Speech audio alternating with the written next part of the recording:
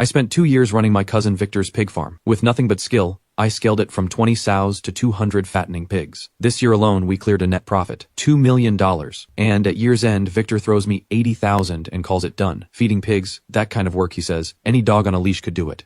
I stare at the deposit notification on my phone. My fingers go white around it. I don't yell. I don't make a scene. 2 years ago, Victor's farm was on the edge of collapse. His 20 sows had caught porcine reproductive and respiratory syndrome. Some were already dead. The rest were dying. The situation was beyond saving. The only move was emergency destocking. Cut the losses and clear the barn. Otherwise, the whole farm goes down with it. So Victor shows up at my door with cigarettes and liquor and gets on his knees. He begs me, his cousin who spent 2 years at a major livestock corporation, to come back and save him. Crazy, come back, and I'll give you a 30% equity stake. When this farm grows, I will never shortchange you. I believed him. I quit my city job, over $10,000 a month, and came back to this forgotten mountain village. For over 700 days and nights, I eat and sleep in a plywood shack not even 10 square meters, right next to the pig barn. When sows go into difficult labor, I stay up all night to deliver the piglets. When swine fever strikes, I lead the crew through 7 straight days of disinfection. I drag the farm back from the edge of death. Then I develop my own probiotic fermented feed formula and bring the feed-to-meat ratio down from 3.2 to 2.5. That's over $200 extra of profit per pig. The biogas digester I build from waste runoff doesn't just solve the environmental problem. It slashes the electricity bill too. In 2 years, this near-bankrupt little operation becomes the most talked-about farm in the whole township. This year, just 2 batches of fattening pigs net $2 million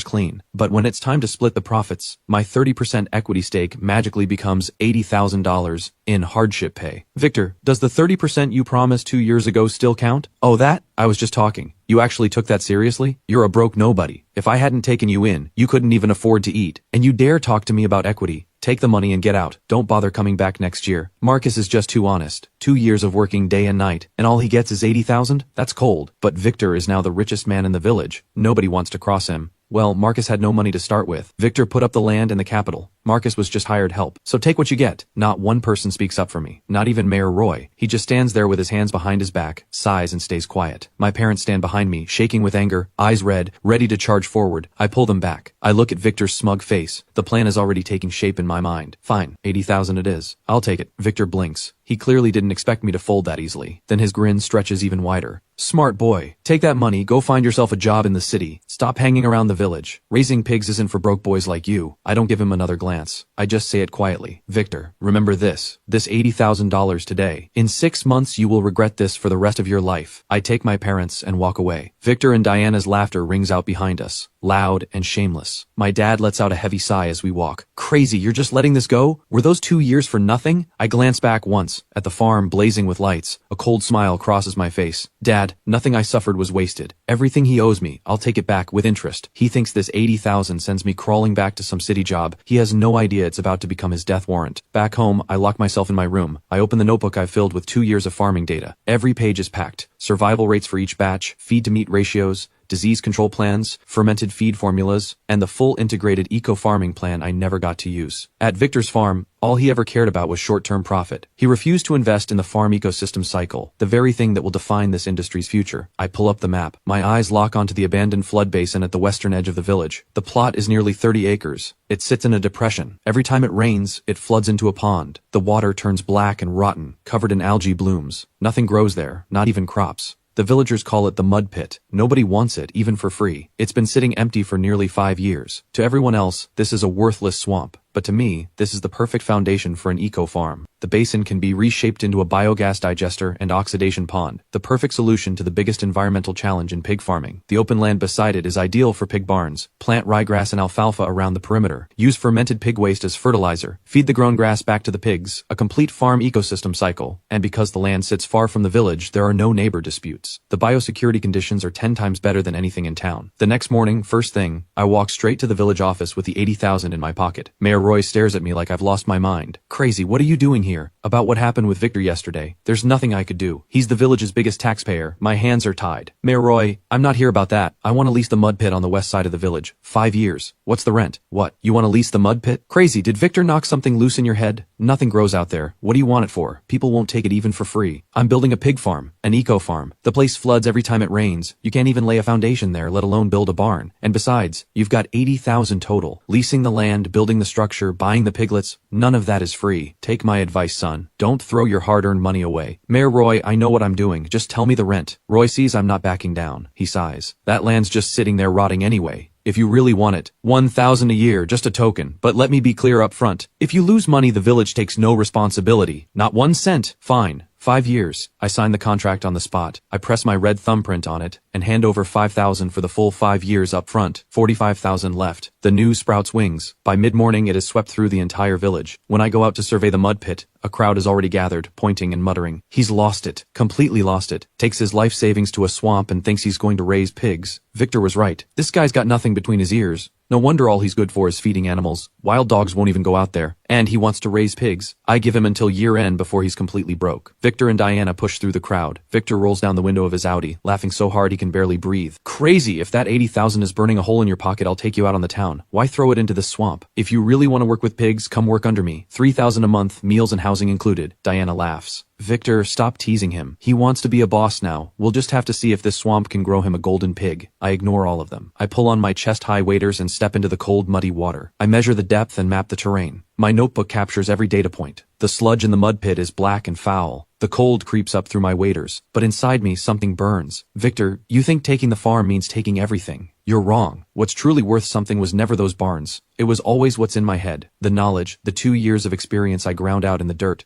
The more arrogant you are today, the more you'll crawl in 6 months. While I'm still measuring and sweating in the mud, a white pickup truck pulls up beside me. A young woman in a field jacket, hair in a ponytail, walks over. Hi, I'm Serena, a technician from the County Livestock and Veterinary Office. I just transferred to this township to handle disease prevention. I'm doing a field visit today. Heard someone's planning to build an eco-farm out here in the mud pit, so I came to take a look. I pause and look up. The sunlight hits her face. Her eyes are bright as stars. I never could have guessed that this stranger would become the most reliable partner in my comeback. Serena crouches at the edge of the pond, pinches a bit of sludge and brings it to her nose. Then she looks at the site plan in my hand, and her eyes go wide. This layout, it's a full integrated eco-farming model. Drainage channels, biogas digester, oxidation pond, forage crop zones. The zones are mapped out so clearly. You even marked the biosecurity buffer. Did you study this? Animal science in college. Spent 2 years at a major livestock corporation after that. I smile and hand her my notebook. This is my fermented feed formula and disease control plan. And the construction standards for the farm. Serena flips through it page by page, growing more astonished with each one. Then she snaps her head up. This plan is more professional than anything our office puts out for small farmers. Especially this probiotic fermented feed formula.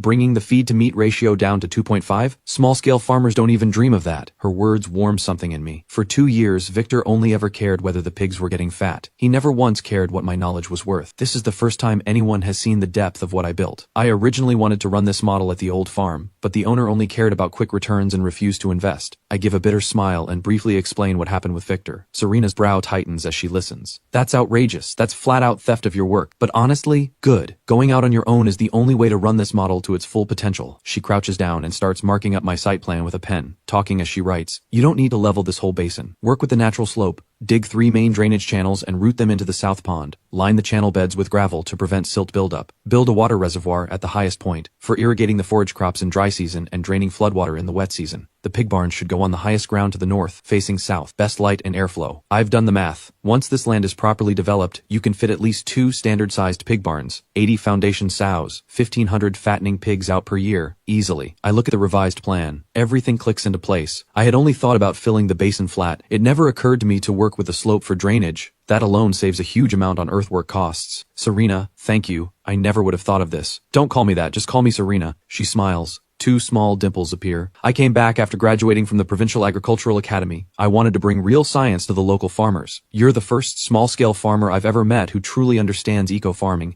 and has a complete plan to back it up. If you're open to it, I'll be your technical advisor. Free of charge. I freeze. I can barely believe what I'm hearing. I've been losing sleep over startup funds, site inspections, grant applications, and Serena just walks in like a lifeline. Really? Of course. Serena points to the plan. If this farm succeeds, it becomes the certified eco-farming model farm for this township, and I get to use it as my research case to publish a paper and earn my next title. We both win. Oh, and this year the county has a rural returnee startup grant program. There's also a dedicated eco-farming subsidy. Your project qualifies for both. I'll handle the applications. You're looking at a minimum of $100,000 in interest-free loans, plus free vaccines and biosecurity supplies. That one sentence solves my biggest problem. After leasing the land, I have $45,000 left. Building the barn, buying piglets, buying feed, everything costs money. I had planned to build this slowly, piece by piece, but with this interest-free loan I can build the full standard spec barn from the start. That afternoon, Serena and I crouch over the site for 4 straight hours. We lock down every detail. Construction plan, drainage system, biosecurity protocols, every single detail down to the last measurement. As the sun dips low, Serena gets ready to head back to town. Before she leaves, she tells me, "I'll send you the grant application documents tomorrow. Get your ID and lease contract ready. The day after, I'll take you to the county office to file the paperwork. Approved within a week. I can't thank you enough." I watch her go, my chest full of gratitude. "Don't thank me. I believe in your skills, and I believe in this project." She waves, gets in her pickup, and drives away. I stand there, holding the plan now covered in her notes, and I feel steadier than ever. "Victor, you thought taking the farm would finish me. You never could have dreamed. I don't just have the skills. Now I have government backing and a professional partner. While you're cruising around the village in your Audi playing the big man, I'm already planting the seed right here in this swamp. The seed that will bring your whole world crashing down." That evening, I tell my parents about the grant application. The worry finally lifts from their faces. "Marcus," Mom says, "I always knew you had it in you. You've been through so much." I'm still eating when my phone rings. It's Victor. His voice drips with mockery. "Crazy, I heard you found yourself some girl from the livestock office. Don't let her play you. What does a woman know about raising pigs? Take my advice. Give up that mud pit lease and come work for me. I'll bump your pay by $500. Otherwise you'll be wiped out by year end. You won't even have money for food." "No thanks, Victor. My farm is none of your concern. Worry about your own. Spring is peak season for airborne pests. Your disinfection process is full of gaps. Don't let your whole herd die on you." I hang up and block his number. He probably thinks I'm just trying to curse him, but I'm telling him the truth. Every biosecurity protocol at his farm was designed by me. After I left, he stopped taking sanitation seriously. To cut costs, he's even using counterfeit discount vaccines. The spring disease season will be his first wall to hit. All I have to do is run my own operation and watch him walk straight into the pit. The Lantern Festival had just passed when the county grant comes through. $100,000 in interest-free startup loans lands directly in my account. The county livestock office also approves a full pickup truck's worth of free vaccines and disinfectants. Serena is true to her word. She not only handles every last piece of paperwork, she also brings in the township construction crew to build the barns at the lowest possible rate. Villagers start drifting over to watch. They watch the overgrown swamp transform. Little by little, day by day, the mockery fades. Didn't think this swamp could actually turn into something. Look at those drainage channels, laid out perfectly. More professional than Victor's place. Maybe this guy really can pull this off. Word reaches Victor. He can't sit still. He drives over in his Audi several times, standing nearby with a dark look on his face, muttering curses under his breath. I don't acknowledge him once. I know he's rattled. He's scared I'll actually build this farm into something. Scared I'll take his title as the township's top pig farmer, and even more scared the village will figure out that his farm only ever succeeded because of my work. A few days pass.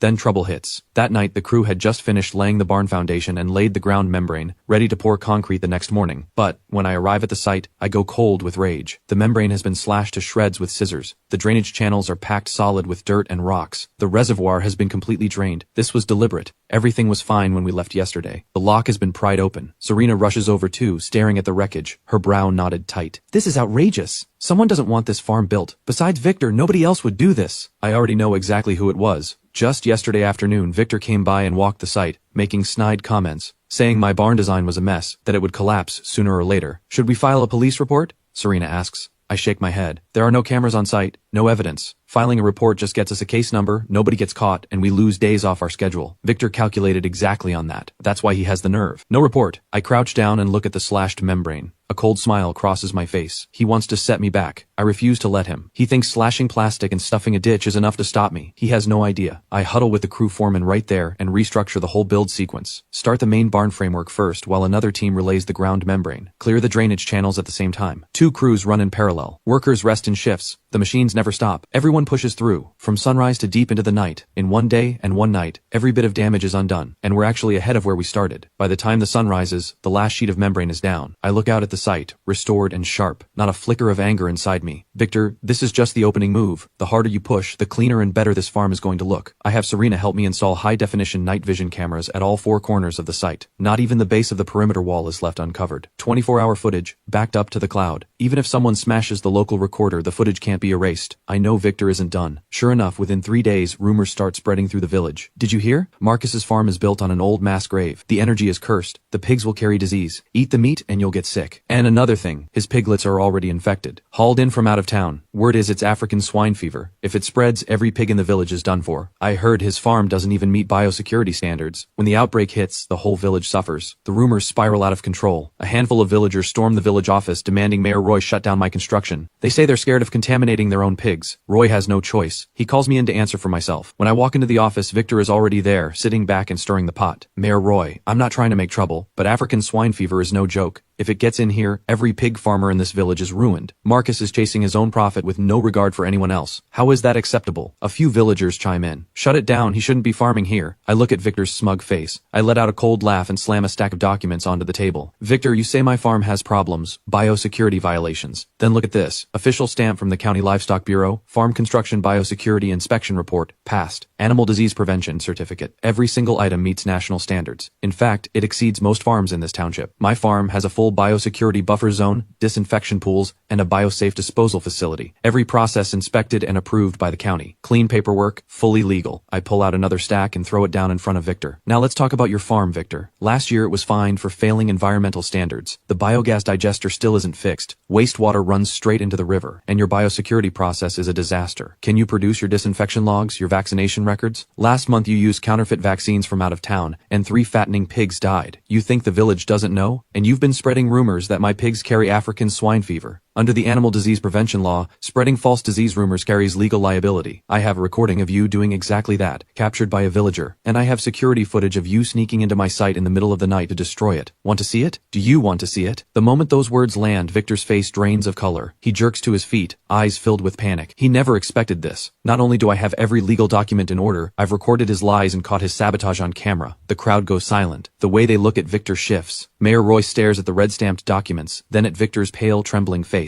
He exhales hard. Victor, you've gone too far. Marcus's farm is fully licensed and completely above board. If you spread one more rumor or cause one more scene, this village will not let it go. Victor opens his mouth. Nothing comes out. He slinks out of the village office without a single glance back. I watch him flee. I feel nothing. This is just the first humiliation. There are more coming. The farm builds faster than I planned. By the end of March, both standard spec barns are fully complete. Officials from the County Livestock Bureau come to inspect. On the spot, they designate my farm as the certified eco-farming model farm for the township and announce plans to roll out my model across the entire county. Serena connects me with a county breeding farm. They carry purebred large white sows and Duroc boars. Full pedigree records, strong disease resistance, fast growth rates, the best breeding stock in the country right now. Even better, the farm is part of the county's Rural Returnee Startup Grant Program. Qualifying farmers can take the piglets on credit, pay the principal after the pigs sell, 0 interest. The day we sign, Serena comes with me. The farm manager looks over my farming plan and biosecurity certificate and approves on the spot. 10 purebred large white gilts on credit, 2 Duroc breeding boars, and 50 weaned piglets. Total value close to $200,000. Payment due when the pigs go to market at year end. The day we haul the pigs back to the village, the whole place erupts. Livestock transport trucks roll one by one through my farm gate. Villagers crowd the entrance, eyes fixed on the breeding stock, unable to look away. My goodness, these pigs are magnificent. So much better than what Victor has. I heard these are all purebred stock. A single sow goes for over $10,000. Marcus has really done it. Every word reaches Victor. He stands at the back of the crowd, staring at the breeding stock in my farm. His eyes are full of envy and dread. His face is dark as a cast iron pan. He knows better than anyone what this stock means. Once my farm is fully up and running, with elite genetics, proven skills, and government backing, plus the county model farm title, it won't be long before I surpass the farm he spent 2 years building. He panics. That same night, he sends someone to the breeding farm to try for credit on breeding stock too. They turn him down flat. The reason is simple. His farm fails environmental standards, his biosecurity records are incomplete, and he has a prior administrative penalty on record. He doesn't come close to qualifying. Victor is furious. He goes around the village telling everyone I pulled strings and used a woman to scam the system. Every word dripping with attacks on me and Serena. I hear it all and feel nothing. It's his mouth. He can say whatever he wants. Every ounce of my energy goes into these pigs. Every morning at 5, I'm up and in the barn. I check temperature and humidity, log each pig's feed intake, note their condition, and adjust the fermented feed formula. In the afternoons, I disinfect the barns, check the sows for heat cycles, and vaccinate the piglets. At night, I sit in the monitor room watching the barn feeds, terrified of missing anything. Serena comes to the farm almost every day to run health checks, fine-tune the disease prevention plan, and bring me the latest probiotic fermentation cultures from the Provincial Agricultural Academy, pushing my feed results to another level. Under our care, this batch grows fast. In under a month, the 50 weaned piglets average a weight gain from 20 pounds to over 50 pounds. Every single one has a gleaming coat, bursting with energy. Not one gets sick. Survival rate 100%. Within months, all the sows have successfully gone into heat and been bred. The ryegrass and alfalfa across the farm grow thick and lush, fertilized by fermented pig waste. The grass shoots up tall and dense. We cut it, grind it, and fold it into the feed. It slashes our feed costs dramatically, and it improves meat quality, higher lean ratio, a natural clean fragrance in the meat itself. My farm ecosystem cycle is running perfectly. Meanwhile, on the other side of the village, Victor's farm starts falling apart. Spring brings rising temperatures, peak season for disease. After I left, he barely bothers with biosecurity, disinfecting when he feels like it, skipping it when he doesn't. To cut costs, he uses counterfeit vaccines. Now pigs across the farm are showing up with coughs and fevers. Several fattening pigs drop dead for no obvious reason. He calls a vet who diagnoses secondary infection from porcine reproductive and respiratory syndrome. Medication does nothing. More pigs die. Desperate, he has the nerve to show up at my farm and ask for my help. That day, I'm in the fermentation room mixing feed when he walks in wearing a slick, syrupy smile. He's carrying a carton of cigarettes. Crazy, I done you wrong before. You're the bigger person. Don't hold it against me. Diana made chicken soup. Come over for dinner tonight. And while you're at it, take a look at my farm. The pigs keep dying. I'm out of options. I look at his face. That hollow, shameless performance, and I feel nothing but contempt. When he was stealing my share of the profits, sneering that even a chained dog could do my job, did he think about this moment? When he was slashing my membrane at midnight and spreading lies about my pigs, did he think about this? Sorry, Victor, I don't have time. I don't even look up. I keep mixing feed. I've got a full farm to manage. I can't leave. Besides, I'm just a pig feeder. What do I know about any of this? You'd better find someone more qualified. Victor's face goes stiff. He stands there frozen, speechless. Then slowly, through clenched teeth, he says, Marcus, don't push your luck. You know a little about pigs. So what? I refuse to believe my farm can't survive without you. He slams the cigarettes on the ground and storms out. I watch him go, seething and humiliated. A cold laugh escapes me. Without me, your farm really can't survive. You think losing a few pigs is the worst it gets? You have no idea. The real disaster is still waiting for you. Victor leaves empty-handed, and instead of fixing his biosecurity or his management,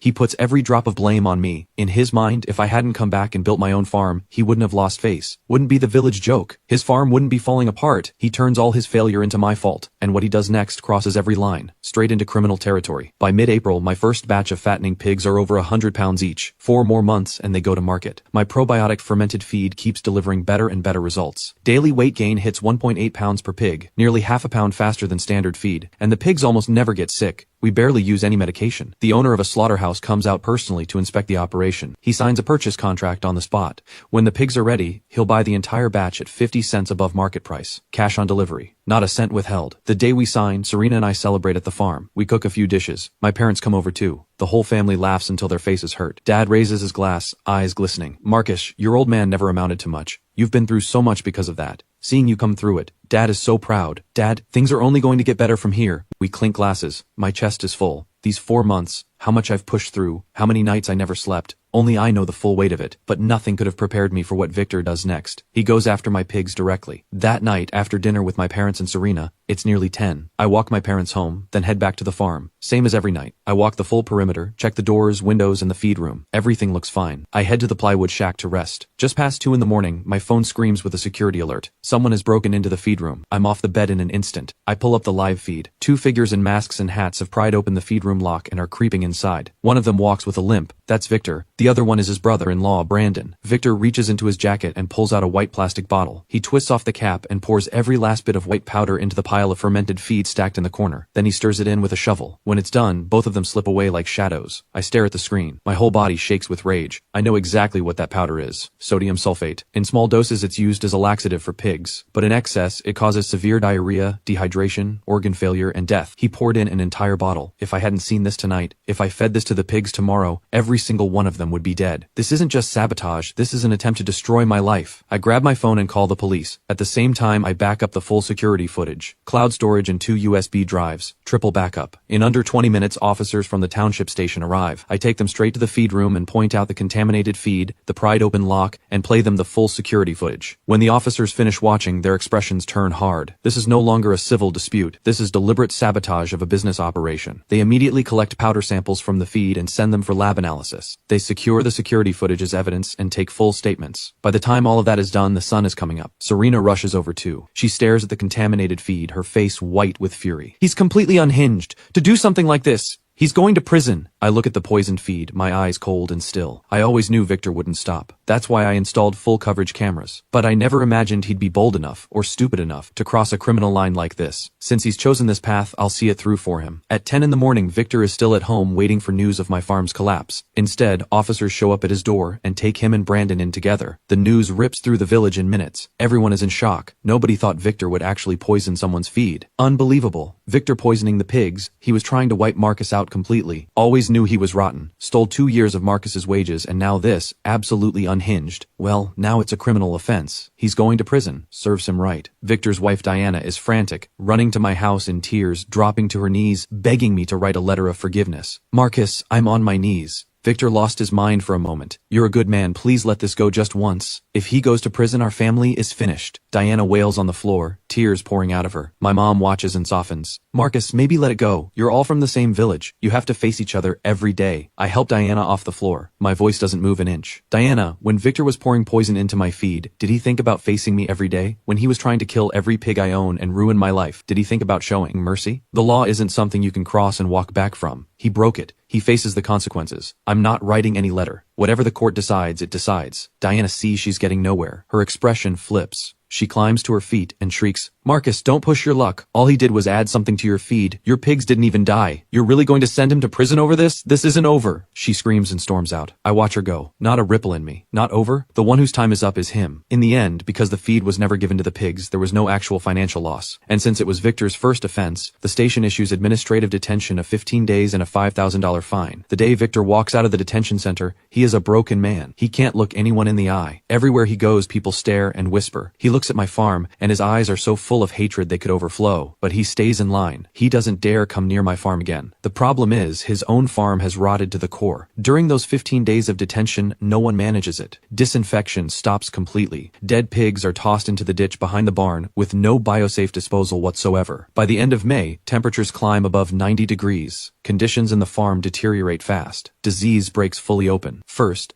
the piglets in the nursery pens. Mass outbreak of fever, diarrhea, and vomiting. Nothing works. Over 20 die within a single day. Then the fattening pigs start showing symptoms. Off feed, skin turning purple, struggling to breathe, dropping one after another. A vet takes one look and goes pale. Clear the barn immediately. This is a highly contagious disease. Wait any longer and every pig on this farm is dead. Victor is in full panic. This farm is everything he has ever built. If every pig dies, he loses everything. He runs around desperately hunting for vets, throwing the most expensive drugs at the pigs. Nothing works. Dead pigs pile up across the yard. The stench carries for miles. The whole village can smell it. When word reaches me, Serena and I are running ultrasound scans on the sows, checking for pregnancies. Serena frowns. Highly contagious disease. This could be African swine fever. We have to report it to the livestock office right now. If this spreads, every pig farmer in this township is finished. We call the county livestock office immediately. Within an hour, disease prevention officers arrive in full protective gear and enter Victor's farm to collect samples. That same afternoon, the results come back. African swine fever, positive. This is a class 1 animal disease. Once confirmed, the law requires immediate culling of every animal, full biosafe disposal, complete disinfection of the entire farm, and a 3-month ban on restocking. When the officers hand Victor the culling order, he collapses to the ground, face ashen. Over 200 fattening pigs, dozens of sows, every single one culled and buried. His farm is finished. That day, the entire village can hear Victor howling and Diana screaming. Officers in protective suits enter the farm and cull every pig. Every animal is hauled to a designated site, buried deep, disposed of properly. Victor stares at the empty farm. Overnight, half his hair turns white. He hasn't just lost every dollar he made these past 2 years. He owes nearly $500,000 to the feed supplier and $200,000 more to the bank. No farm, no pigs. His only source of income, gone. The villagers look at his ruin and no one feels sorry. He deserves it. Everything he brought on himself. He stole Marcus's wages for 2 years, then tried to poison his feed. Karma. If he'd taken biosecurity seriously, would the pigs have gotten the disease? Marcus's farm is right next door. Not a single problem. That's the difference. Used to throw his money around like he owned the place. Now look at him. Broke and buried in debt. Let's see him act tough now. Every word cuts into Victor like a blade, and he blames it all on me. In his mind, if it weren't for me, he wouldn't have ended up here. If I hadn't reported his farm for African swine fever, his pigs wouldn't have been culled. That afternoon, he shows up at my farm gate with a kitchen knife, eyes red, screaming like a man broken open. Marcus, get out here. You did this. You're the one who reported my farm. I'm going to kill you today. The villagers at the gate scatter in fear. I hear the commotion and walk out of the farm. I look at Victor, hysterical, falling apart.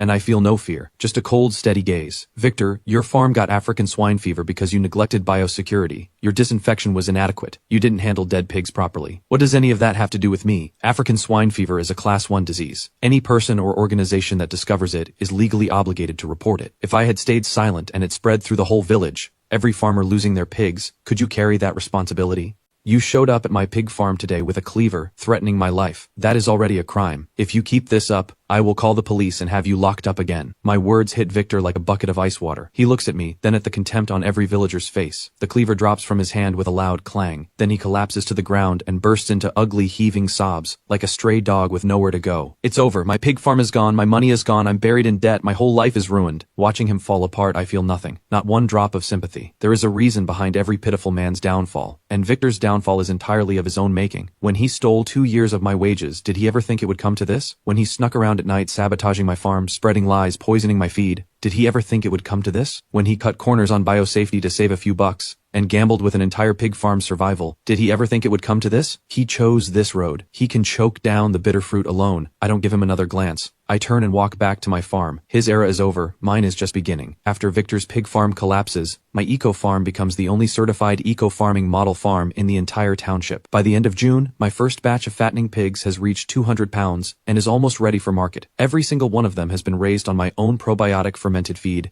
zero antibiotics. The meat is firm and dense, beautifully marbled. Compared to ordinary pork, it is in a completely different league. Serena sends meat samples to the Provincial Academy of Agricultural Sciences for testing. The day the results come back, we are both buzzing with excitement. Every single metric exceeds the national green food standard. Lean meat ratio hits 65%. Unsaturated fatty acid content is 30% higher than regular pork. It fully meets the standard for premium eco pork. Report in hand, I reach out directly to the city's largest premium fresh food chain, Fresh Elite. They specialize in high-end organic products, with dozens of stores across the province and sky-high standards for pork quality. Their procurement director personally drives out with his team to inspect my farm. They go through everything: pen conditions, feed formulas, biosafety protocols, waste management, the full integrated eco-farming cycle. They spend a full day going through every detail. Then they slaughter a pig on the spot and examine the meat. Right there, they make the call. Mr. Chen, the quality of your eco pork is the best I have ever seen. Better than the imported pork we currently carry. We will take all 150 fattening pigs in this batch. Weighed live, 18 yuan per pound. 3 yuan above market price. Full payment up front, not a cent held back. 18 yuan a pound. My heart jolts. The numbers start flying through my head. 150 pigs. Average weight 220 pounds each. 18 yuan a pound. Each pig brings in nearly 4,000 yuan. Total revenue from 150 pigs comes to 600,000 yuan. After feed, piglet, and labor costs, net profit is over 300,000. This one batch pays back every penny I have ever invested and still leaves over 100,000 in pure profit. No problem, that price works. Let's sign the contract. I keep my excitement locked down tight. Right there on the spot, I sign the purchase agreement with the procurement director. The next morning, Fresh Elite's refrigerated trucks roll into my farm one after another. Workers in matching uniforms herd the pigs,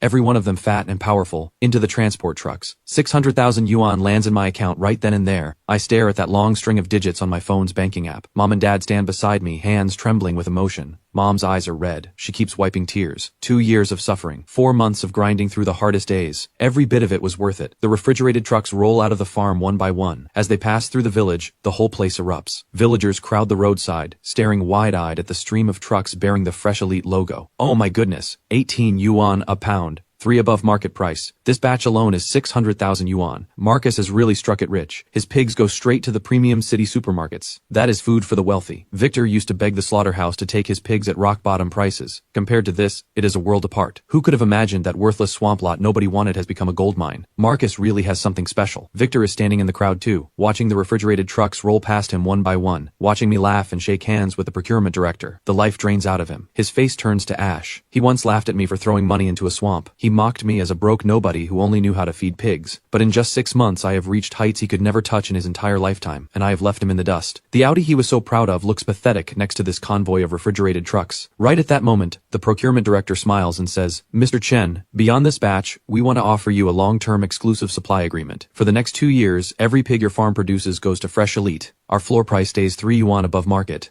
If prices rise, we rise with them. If prices fall, our price stays locked. And on top of that, we would like to work with you to launch the EcoPure brand across all our stores province-wide, 50-50 profit split. The moment those words land, the crowd explodes. Exclusive supply deal, 2-year price floor, a co-branded product line. This means I never have to worry about selling another pig. Premium prices, guaranteed, money rolling in without lifting a finger. When Victor hears this, his whole body sways. He coughs up a mouthful of blood. Then he crashes straight to the ground. The surrounding villagers scramble, rushing over to help him up, but his eyes find me across the crowd, filled with nothing but despair and regret. He cannot get a single word out. I look at him and feel nothing, not a ripple. I am not trying to humiliate him. My road is simply getting wider, while he walked himself into a dead end a long time ago. That evening, I host a victory dinner at the best restaurant in town. I want to thank Serena, the construction crew, and Mom and Dad, who never stopped believing in me. At the table, Serena raises her glass and looks at me, eyes shining like stars. Marcus, congratulations, you did it. I look at her, heart full of gratitude. Without her, I never would have made it this far. It wasn't just me, we did it together. I clink my glass against hers and drain it in one go. When the dinner winds down, I turn to Serena. Serena, I want to start a farming cooperative. Bring in the villagers who want to raise pigs. I provide the know-how and the piglets. I handle all the sales. Everyone gets to earn. Will you do this with me? Serena's eyes light up. She nods hard. Of course I will. This is what actually matters. I smile. Victor thought pig farming was about squeezing margins, cheating workers, and cutting corners. But he never understood. Real farming runs on skill, vision, and lifting everyone up together. My road does not end here. The news that I am starting a cooperative spreads through the entire village overnight. The next morning, the village committee hall is packed. Every one of them wants in. Crazy boy, sign me up. I've got 2 acres. I want to raise 10 pigs. Teach me what you know. Crazy boy, I owe you an apology.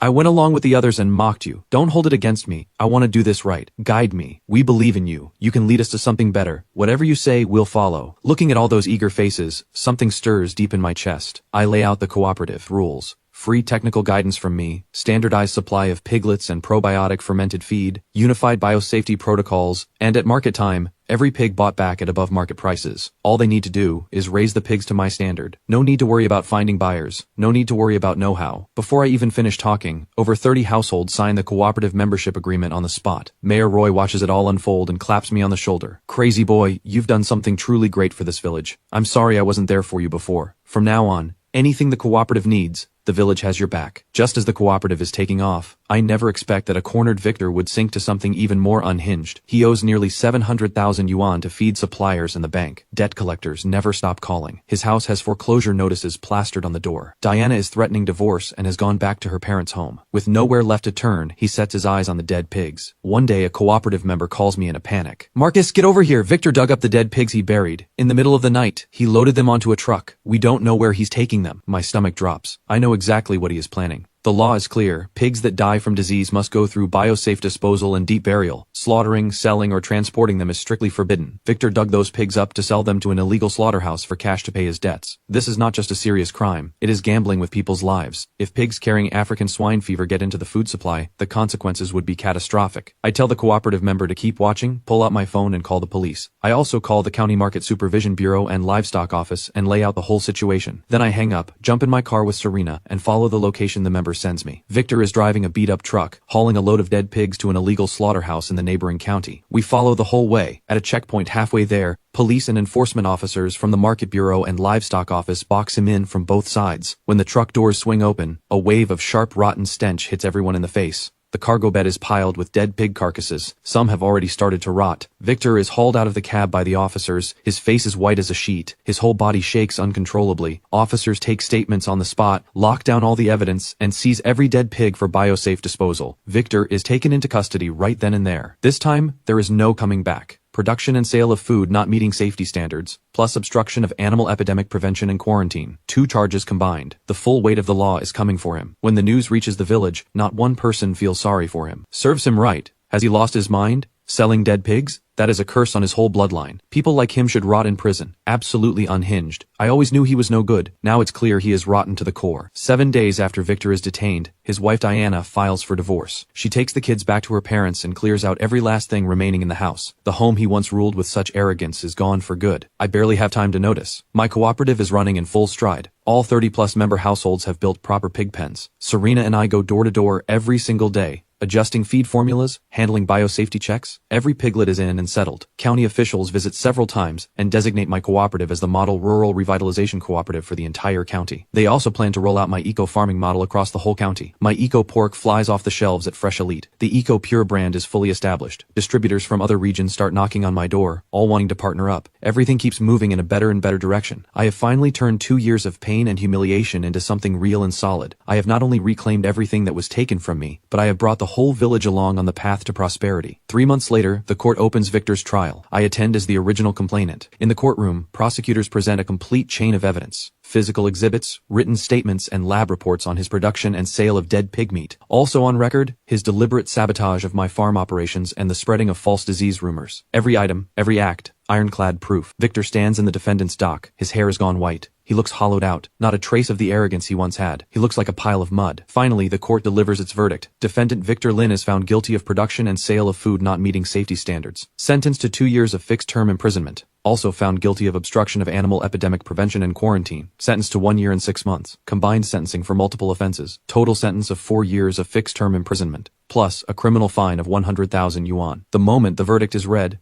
Victor's legs give out. He crumples in the defendant's dock and has to be carried out by court officers. His eyes find me in the gallery. They are full of nothing but regret, but it is far too late. 4 years behind bars. By the time he gets out, the world will have moved on without him. He threw himself into the abyss with his own 2 hands. Walking out of the courthouse, Serena stands beside me and gives my shoulder a quiet pat. It's over. I look up at the sun, give a slow nod, and feel a calm I have never felt before. Yeah, it's over. Back at the old swamp lot, I expand by another 20 acres. A new feed processing plant and slaughter facility go up, completing a fully integrated supply chain, from breeding and raising to slaughter and sales. Young people from the village start seeing the opportunity and come back from the city, joining the cooperative. Some handle raising the pigs, some handle sales, some run live stream channels. The whole village comes alive. What used to be a hollowed out place with no one left, now has work and income for every household. Nobody leaves to work in the city anymore. New concrete roads are laid, new streetlights go up, a community square is built. The village is completely transformed. Mayor Roy likes to say, "Everything this village has today, we owe to Marcus." But I know this was never one person's doing. Without Serena always by my side navigating policies and driving the technical work, I never would have gotten here. Without the villagers' trust, there would be no cooperative. It is the 28th day of the last lunar month, 2 days until the new year. The cooperative holds its year-end profit-sharing meeting. The top-earning household takes home over 100,000 yuan. Even the lowest earner walks away with 20 to 30,000. Envelopes in hand, every villager is grinning ear to ear, thanking me over and over. After the meeting, Serena pulls me up to the hillside beside the farm. We look down at the pig farm in the village, both glowing with lights. She smiles and says, "Marcus, look at all of this. You built it." I look at her. I look at everything below. Something deep and heavy rises in my chest. A year ago this was still nothing but a swamp lot nobody wanted. A year later it has become the engine driving the whole village's prosperity. A gold mine. I turn to face Serena. Half of all this belongs to you. From the very beginning you believed in me without question. You were there for me every step of the way. Without you, none of this exists. I reach into my pocket and pull out a small ring box. I drop to one knee and hold it up to her. Serena, thank you for walking this past year by my side. Will you stay with me for every year that comes after? To build this eco-farming dream together? And to build a good life together? Serena freezes. Her eyes go red in an instant. Tears fall. She nods hard. I do. I slide the ring onto her finger and pull her into a tight embrace. Down in the village below, strings of firecrackers go off one after another. The air fills with the smell of gunpowder. The following spring, my eco-farming business reaches a whole new level. We partner with the Provincial Academy of Agricultural Sciences to establish an eco-farming research and development center. Serena takes the role of center director. She leads research into probiotic fermented feed and integrated eco-farming cycles, constantly refining techniques, cutting costs, and pushing pork quality higher. Our EcoPure brand earns the National Green Food Certification. We launch on a national fresh food e-commerce platform, selling online and in-store at the same time. The brand name keeps growing. Farmers from other regions come specifically to see us. They visit my farm to learn. I share everything freely, holding nothing back about eco-farming methods. I hand over even the core techniques, every detail. Someone asks me, "Aren't you afraid others will surpass you?" I always smile and say how far a person goes is not about how many people they beat. It's about how many people they bring with them. This industry only thrives when everyone commits to quality. When everyone raises the standard together, the whole industry rises, and all of us go further. Victor treated pig farming like a private kingdom. He could not stand anyone doing better than him.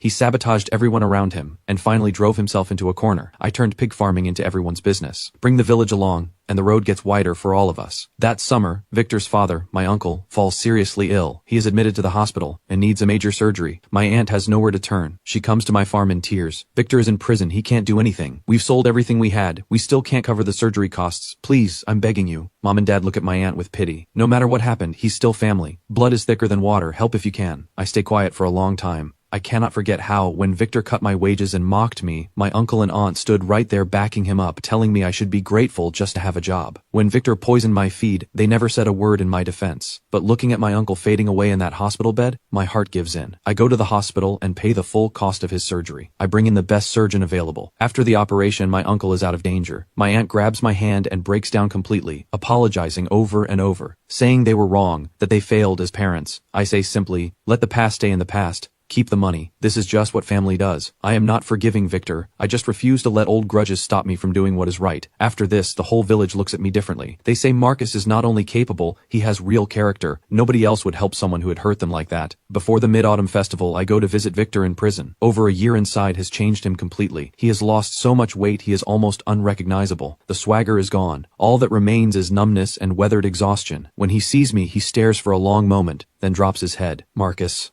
I'm sorry. Thank you for the surgery money. Don't thank me. That money was for my uncle. It has nothing to do with you. I look at him, voice steady. Everything that happened to you, you brought on yourself. I'm not here to gloat. I'm here to tell you your father's surgery went well. He's recovering. You don't need to worry about him. Do your time right and come out ready to start fresh. Victor lifts his head. Tears spill instantly. He covers his face with both hands and breaks into heaving sobs. Marcus, I was wrong. I was so wrong. If I hadn't lost my mind back then, cheating you and turning against you, I would never have ended up here. I failed you. I failed my family. He cries for a long time, letting every ounce of regret pour out. I watch him and say nothing. There is nothing more useless in this world than regret after the fact. If he had acted with even a shred of conscience back then, none of this would have happened. When the visit is over, I stand up and walk out. Sunlight falls warm across my shoulders as I step outside the prison gates. Everything between us closed the moment he said those words. Not forgiveness, just letting go. He has his path. I have mine, and I am running toward it. Time moves fast. 2 more years pass in the blink of an eye. During those 2 years, my eco-farming business grows steadier and stronger. The EcoPure brand becomes one of the most recognized eco-pork names in the province. Over 20 brand-owned direct stores open across the country. Partnerships with over 200 premium supermarkets. Annual revenue breaks through 200 million yuan. The cooperative expands from 1 village to 8 surrounding townships. Over 500 farming households have joined, creating jobs for more than 1,000 people. It becomes a provincial model farmers cooperative. Serena and I got married 2 years ago. On our wedding day, the whole village buzzes with joy. Villagers come on their own to help, lining the road from the village entrance to our home with red lanterns, livelier than New Year's Day. Mayor Roy stands as our witness. He grabs the microphone at the ceremony, voice shaking with emotion. Marcus and Serena are the greatest gifts this village has ever received. Without them, none of this would exist. On behalf of every man, woman, and child in this village, I wish you a joyful marriage and a lifetime of happiness together. Thunderous applause and cheers. I look at Serena in her wedding dress beside me, and my heart is so full it could overflow. We first found each other at the swamp lot. Now we stand side by side, having weathered every storm together, having watched each other grow. She is my partner in business, my partner in life, and the person I treasure most in this world. In the 2nd year of our marriage, we have a daughter. Her nickname is Nana. Her full name is Chen Yang King. One character taken from each of our names. Mom and Dad hold their granddaughter every day, smiling so wide their faces could split. Their health gets stronger by the day. The worry that used to live on their faces is completely gone. The village has been transformed beyond recognition. What was once a poor, forgotten valley is now a provincial eco-farming model village. Every household has built a new home and bought a car. The village school has been renovated. An elder care home has been built. The old and the young all live in comfort and security. The old swamp lot is now an eco-farming visitor park. City people come to visit and experience farm life. It has become a popular destination. It drives a boom in local homestays and rural dining. The villagers say Marcus turned the swamp lot into a treasure chest, but I know the real change did not come from one person. It came from everyone's hunger for a better life, from the power of science-based farming, and from a world that keeps getting better. That autumn, Victor is released after serving his full sentence. 4 years inside. He is nearly 40 now. His hair is white, his back is bent, he looks a decade older than he is. He does not come back to the village. He goes to another city to find work and never returns. Occasionally a villager runs into him somewhere out there and says he's doing hard labor on construction sites. Someone tells me this. I give a quiet smile and say nothing. Every person chooses their own road. He is paying for the choices he made. What comes next for him is entirely up to him. In the last lunar month of the year, a heavy snow falls. I carry our daughter outside with Serena. We look down at the village blanketed in white,